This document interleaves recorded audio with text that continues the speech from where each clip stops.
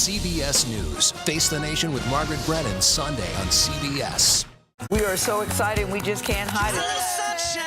CBS mornings are, well, everything your morning should be. Let's do it! Let's go!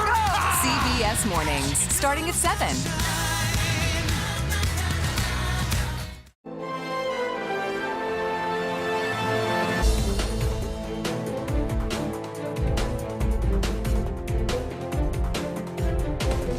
Congress is back in session, and they have just 4 weeks to pass a number of bills before the end of the year. We're going to try to have as productive a lame duck session as possible. While Donald Trump meeting with figures tied to anti-Semitic views as he embarks on another presidential run.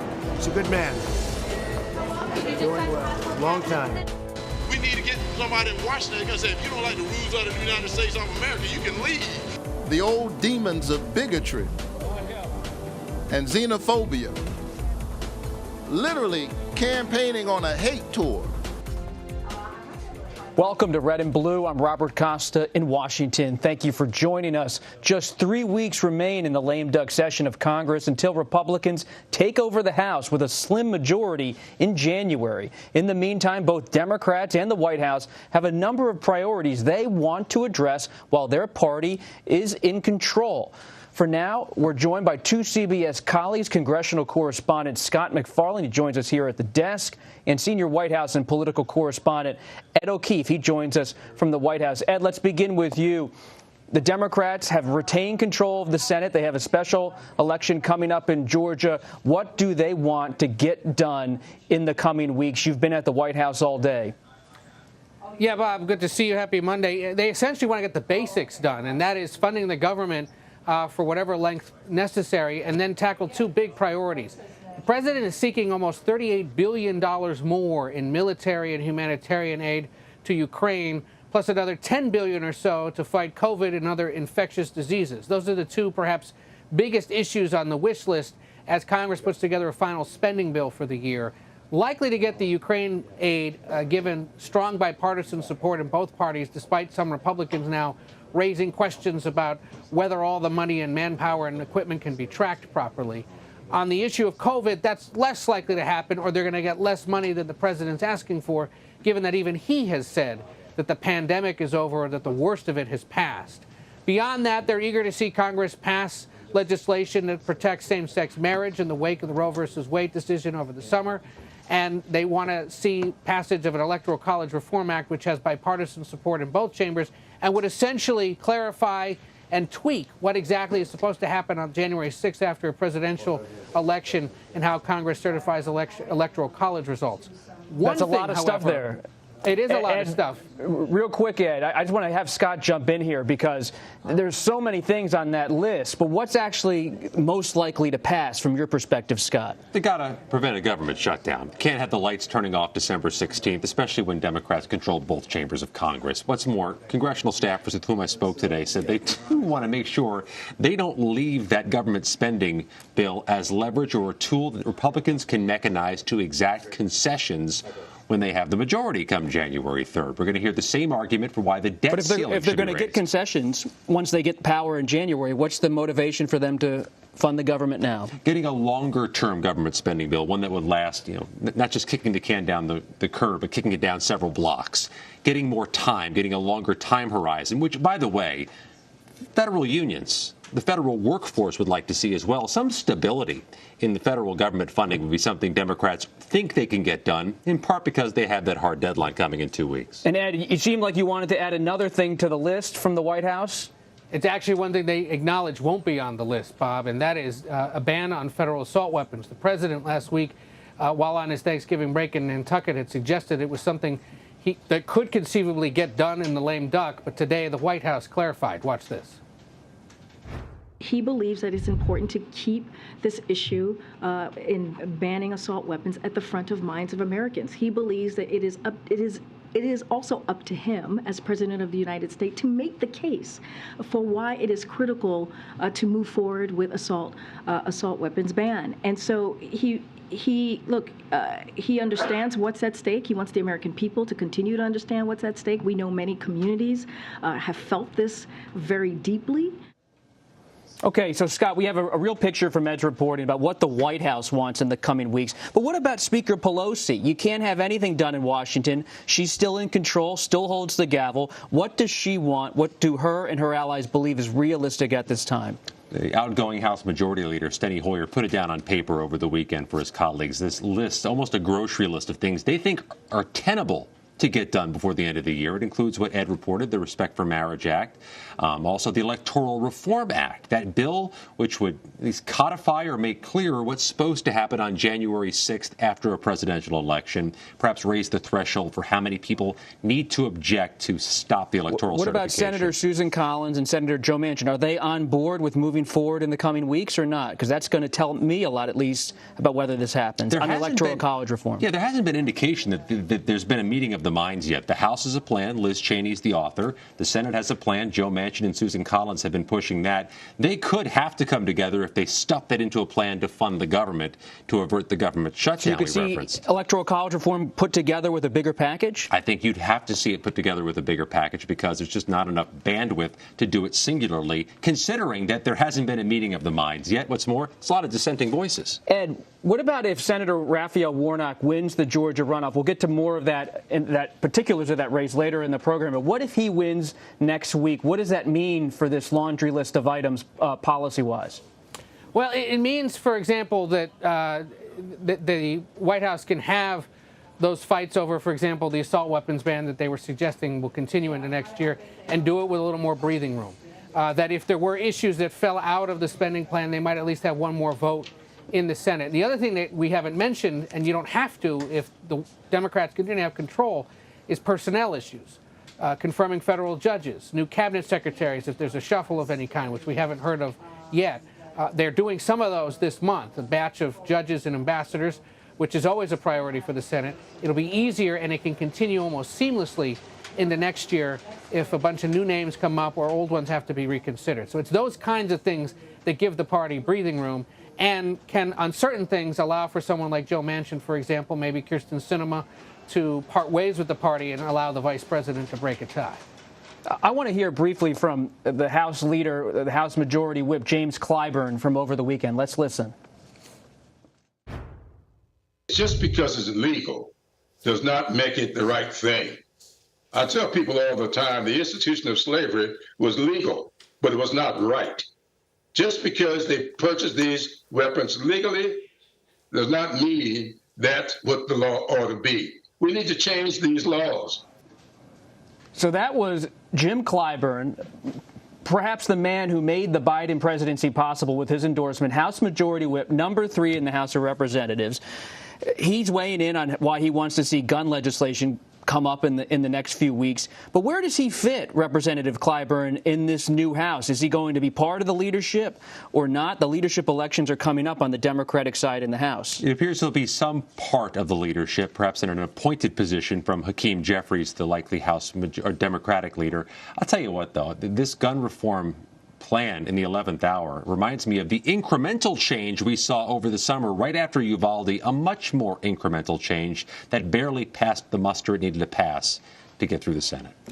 Ed, what's your big picture here? You've covered the Hill for so long. At the end of the day, is it really just about keeping the government funded and everything else is a bit of a reach or not? No, it sounds from conversations I had today that it's going to be one of those Decembers where it walks right up to the Christmas break. There's no hope of them getting out of here by mid-December because you've got to figure out, again, not to get too weedy about this, but currently government funding only runs through the 16th of December. They may have to pass a 1-week extension to give themselves more breathing room to get all the dollars and cents stuff done, plus things like the Electoral College Reform Act if it gets tucked in there, plus the gay marriage protections, plus passing the annual defense policy bill, which has been passed every year for decades and is at risk of not passing as well. So it's just that they're going to need more time. This point in a lame duck, if you're still talking about what exactly is going to get done after this week, it's just a matter of sorting out the calendar and allowing some time for negotiations at a time when Republicans are waiting to see who wins the special election next week in Georgia, and then if they lose it, aren't going to be in a mood to compromise, which means you're going to be staring at each other right up until about Christmas Eve or so. So if you're somebody whose December is dependent on the Senate and House calendar, clear it because you're not going to have much time for fun. I think you speak for all three of us here, Ed. I really appreciate that reporting, as grim as it is for our holiday plans. Scott McFarland, Ed O'Keefe, thank you so much. Really appreciate it. Coming up, when we get back, more on former President Trump's dinner with a white supremacist, along with performer Kanye West, who has promoted false conspiracies about Jewish people. We'll discuss what it means for American democracy and the former president's 2024 presidential run. That's next. You're streaming Red and Blue.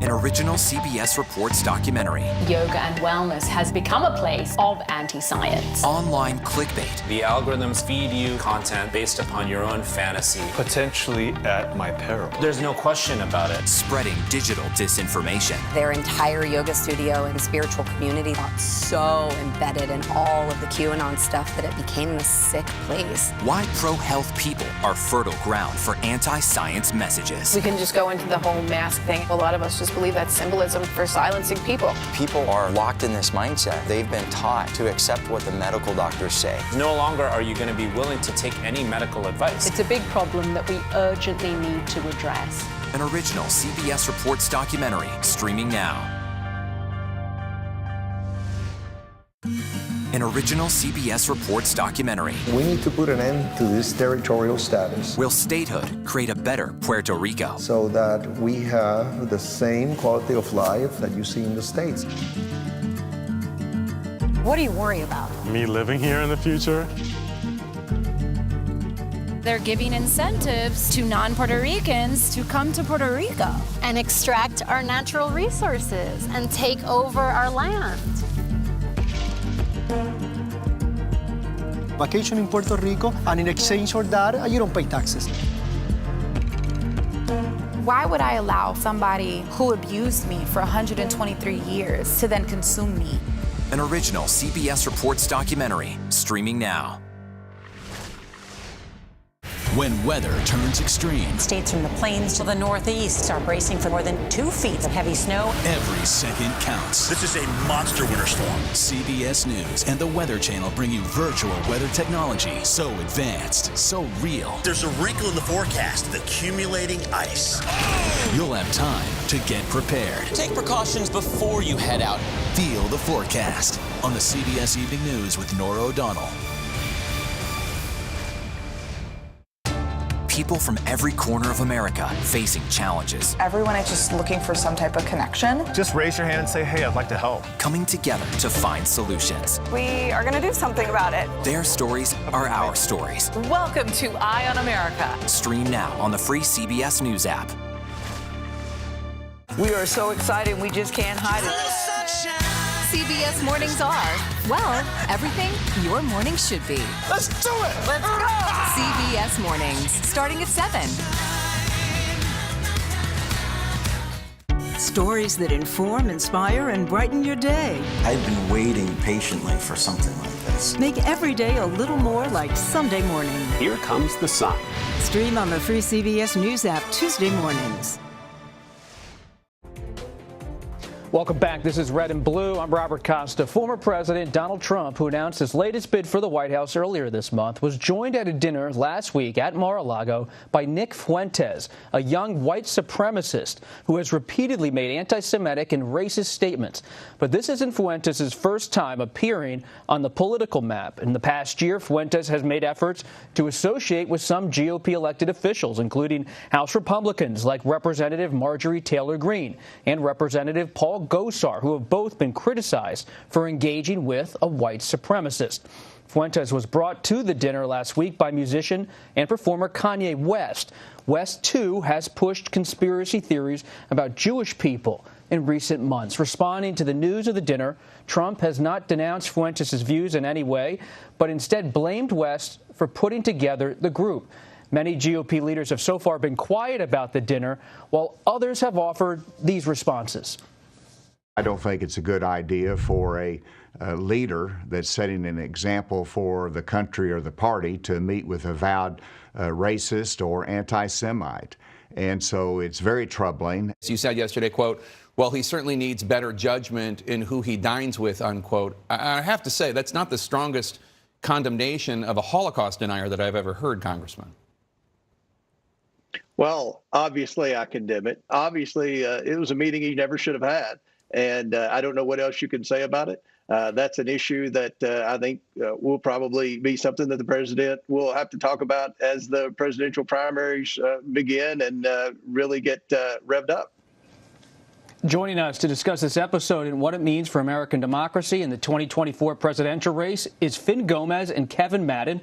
Finn is CBS News' political director, and Kevin is a senior partner at Penta Group and a former advisor to Senator Mitt Romney's 2012 presidential campaign. Kevin, we'll begin with you. A decade ago, then Governor Romney, the Republican nominee for president in 2012. So much has changed in a decade. What do you make of the Republican Party in response now to this episode, and perhaps how it would have been different back then? Yeah, it feels like a very long time ago, a very different party. And to tell you the truth, it is. I think what this really demonstrates is how strong of a grip that Donald Trump has on the Republican Party base. If you take an inventory of the responses that are supposed to be critical of former President Donald Trump, they are not very robust. They're not very aggressive criticisms of the president. And I think that's the reason for that is that so many Republican elected officials and so many members of the party worry that any direct criticism of Donald Trump is a direct criticism of his voters. And so you really have this endless cycle where Donald Trump does something that deserves criticism, does something controversial, and we just go through this cycle of denial and then trying to minimize it and then going on the attack against anybody who criticizes Donald Trump. And I think that endless cycle takes us away from policy debates, which is where the party should be going if it's going to win and secure a greater majorities in the country. And it's only about personalities and controversies and the past. And it's really, if anything, a summation of where we are right now with the party. Just a few minutes ago, former Vice President Mike Pence, who's on a book tour, gave an interview to News Nation. And according to Leland Vitter at News Nation, he said, quote, this is Pence on TV today, President Trump was wrong to give a white nationalist, an anti-Semite, and a Holocaust denier a seat at the table, and I think he should apologize for it.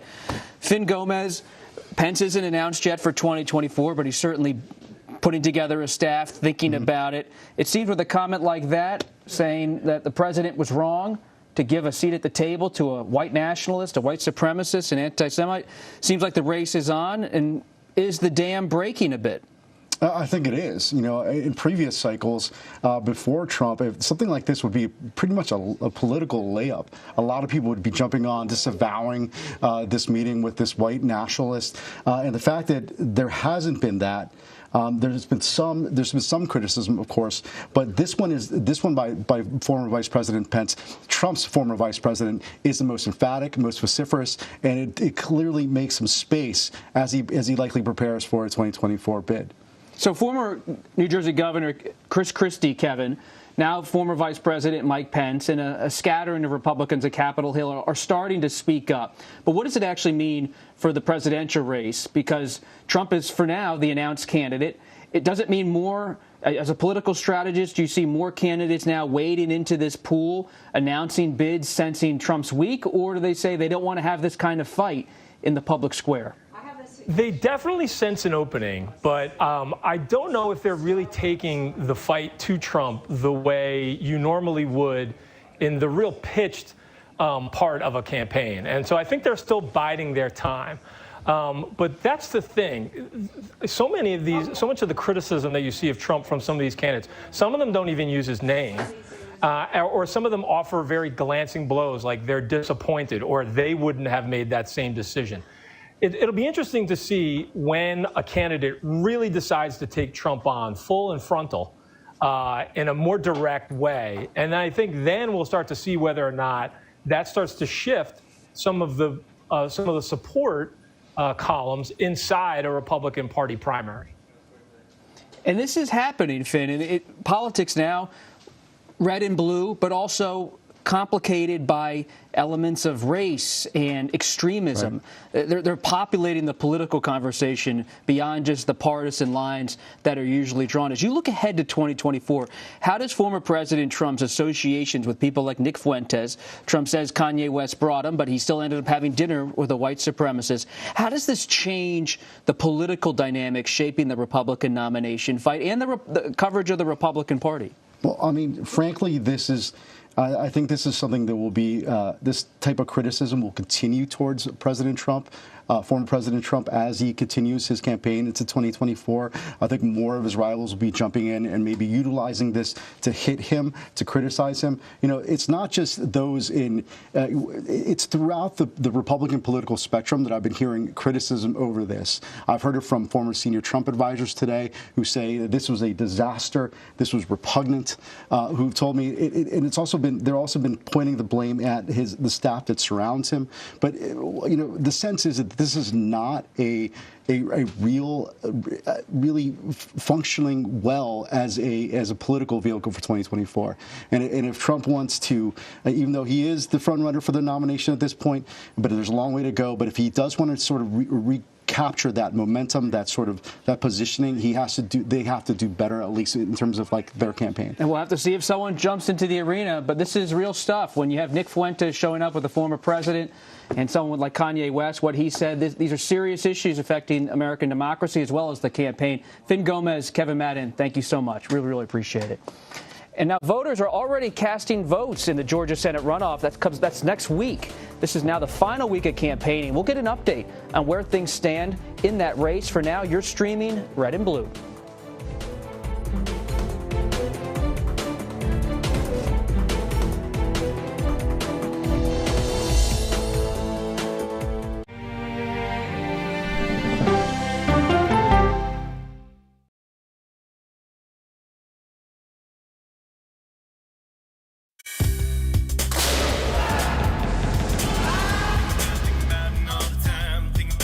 Everybody wakes up in the morning and they are pelted with alerts that frighten them, news that agitates them. With this show, we have the time to explain what's going on. These migrants, they've been released. Explain the status that allows them to be released, to slow things down a little bit. What are the big sets of questions for China and its ambitions? Hackers are stepping up their attacks to extort victims. Let's start with easy. Who's attacking? Here's a deeper understanding of what's happening. Prime Time with John Dickerson. Stream on the free CBS News app. An original documentary from CBS reports tensions rising between a powerful country and a vital island. The supply of this technology came grinding to a halt. The world would grind to a halt. Absolutely. As Taiwan faces threats and aggression, Taiwan is on the front line, and we understand our responsibility as a democracy. We cannot fall. CBS News examines whether they can defend themselves. Putin, Ukraine, China, Taiwan, there are manifestations of the battle between autocracy and democracy. And that is a fight that we're all engaged in. Defending Taiwan, now streaming on the free CBS News app. When weather turns extreme, States from the plains to the northeast are bracing for more than 2 feet of heavy snow. Every second counts. This is a monster winter storm. CBS News and the Weather Channel bring you virtual weather technology so advanced, so real. There's a wrinkle in the forecast, the accumulating ice. You'll have time to get prepared. Take precautions before you head out. Feel the forecast on the CBS Evening News with Nora O'Donnell. People from every corner of America facing challenges. Everyone is just looking for some type of connection. Just raise your hand and say, hey, I'd like to help. Coming together to find solutions. We are going to do something about it. Their stories are our stories. Welcome to Eye on America. Stream now on the free CBS News app. When it comes to the money you spend every day, we have you covered every morning. Making money makes sense. Weekdays on CBS Mornings. After decades in the public eye and public service, this mother-daughter duo is now talking about gutsy women. What's the gutsiest thing you've ever done? We go person to person with Secretary Hillary Rodham Clinton and Chelsea Clinton. Now streaming on the free CBS News app. Stories that inform, inspire, and brighten your day. I've been waiting patiently for something like this. Make every day a little more like Sunday morning. Here comes the sun. Stream on the free CBS News app Tuesday mornings. Welcome back to Red and Blue. I'm Robert Costa. The election for Georgia's Senate seat, that coveted seat, is now runoff between Democratic Senator Raphael Warnock and Republican Herschel Walker. Just 8 days away, and early voters are flocking to the polls to cast their ballots in every county in Georgia this week. And over the weekend, more than 180,000 Georgians voted in about 20 counties after a series of legal challenges. That's about 2.6% of voters. CBS News congressional correspondent Nicole Killian is closely following the runoff race. Nicole, thanks so much for being here. You've been down in Georgia again and again. I bet you're already an Atlanta Braves fan by now. But what do you make of this final sprint? What are you watching? Well, I wouldn't go that far, but it has become like a second home, second to, of course, Capitol Hill, of course. But look, I mean, obviously, we're entering the last full week of campaigning from both candidates as they prepare for this December 6th runoff. So both candidates have a very robust schedule planned this week with a lot of key surrogates. Senator Raphael Warnock will be bringing down former President Barack Obama later this week. Herschel Walker has been on the trail today after a little bit of a break over the holiday. He has been leaning heavily on Governor Brian Kemp, releasing a new ad today featuring the governor who appeared at an event for Walker about a week or so ago. And so really the final sprint is on as Georgia braces for Election Day yet again. So when you look at that Brian Kemp coalition in Georgia, is Kemp actually pulling the levers of power he has in Georgia to make it come out for Herschel Walker? Because it seems for months he's been pretty hands-off with Herschel Walker's campaign.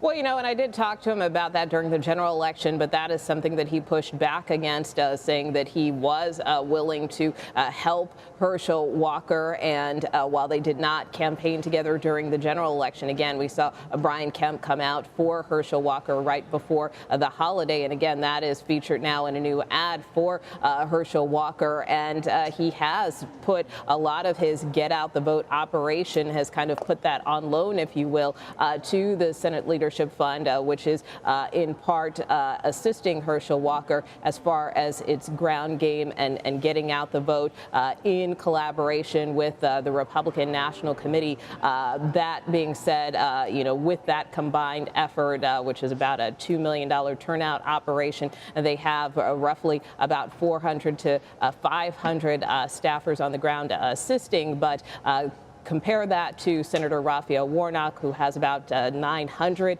paid staffers on the ground, according to campaign officials. They have also been outraising Walker, and so we have seen that by the volume of ads that Senator Warnock has been putting out on the airwaves in Georgia. So it really will be a fierce fight to the finish. What is Herschel Walker doing in the final few days? Is he giving interviews? Is he addressing allegations about his personal conduct? Is it all television ads and a few rallies? What is he actually doing to try to close the gap? Well, he did return to the campaign trail today. He was off for a couple of days celebrating his mother's birthday, doing some fundraisers, but he is back in earnest with at least 2 events a day in most instances for the better part of this week, really crisscrossing the state, as is Senator Warnock. He has not been speaking to the press, with the exception of Fox News, giving interviews to that outlet and on occasion other conservative outlets, but he has not given any kind of press conference or any type of gaggle, I want to say, since about mid-October. So that access has been limited despite our own repeated requests to speak to the candidate. I think part of that is really trying to keep the candidate on message, you know, after all of those allegations in early October about him reportedly paying for women's abortions. In one case, the abortion of a mother of his child, and in another case, another another woman that he was alleged to have an affair with. He really said that he wanted to move forward, that he had addressed that, and has really kind of tried to turn the page since then, despite some of those allegations continuing to follow them, even as recently as last week with that second accuser, again, putting out some new claims against Herschel Walker that he has yet to address. Interesting. Only talking to Fox News, not giving a lot of interviews, but he is out there on the trail. Nicole Killian covering Herschel Walker and Senator Warnock. We really appreciate it. You bet. And that does it for our program today. You can stream Red and Blue Monday to Thursday at 5 p.m. Eastern. And a reminder, if you want to watch more of these episodes on your phone or TV, you can watch it anytime on the CBS News website. Just go to cbsnews.com/redandblue.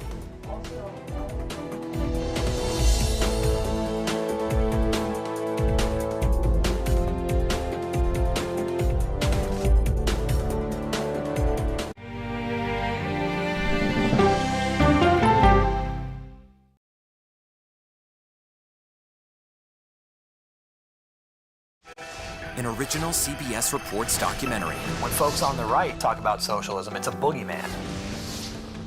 Socialists are always going to promise you free tuition, free healthcare, free everything, but they will never promise you freedom. I think of socialism as